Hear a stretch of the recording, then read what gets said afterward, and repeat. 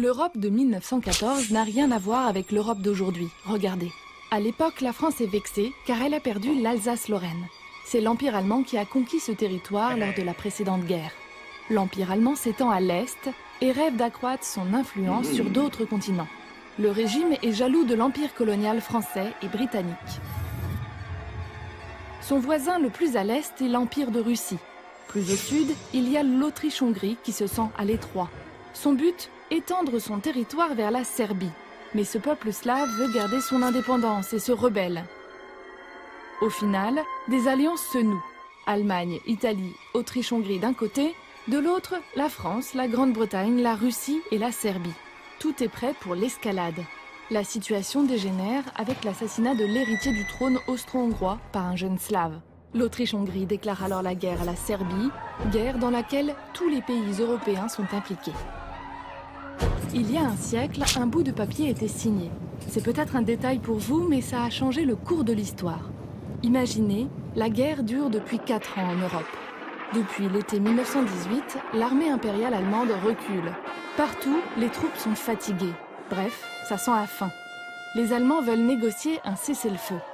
En France, certains voudraient écraser leur ennemi allemand, mais le gouvernement de Georges Clemenceau, lui, préfère privilégier la paix le plus vite possible.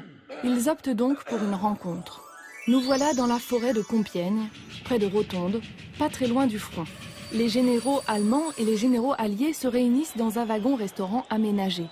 Pendant 5 jours, ils vont parlementer avant que le 11 novembre, l'armistice ne soit signé à 5h15 du matin.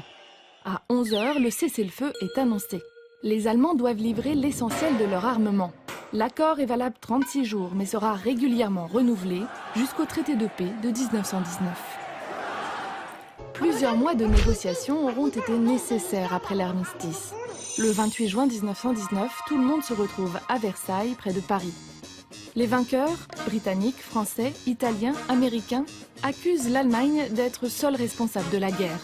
La nouvelle République d'Allemagne doit payer. Pour le perdant, le traité de Versailles est une humiliation.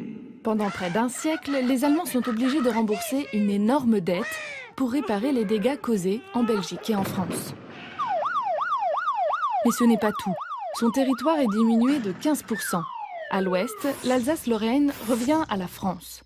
À l'est, la Pologne retrouve son indépendance. À l'étranger, l'empire colonial allemand est partagé entre les vainqueurs.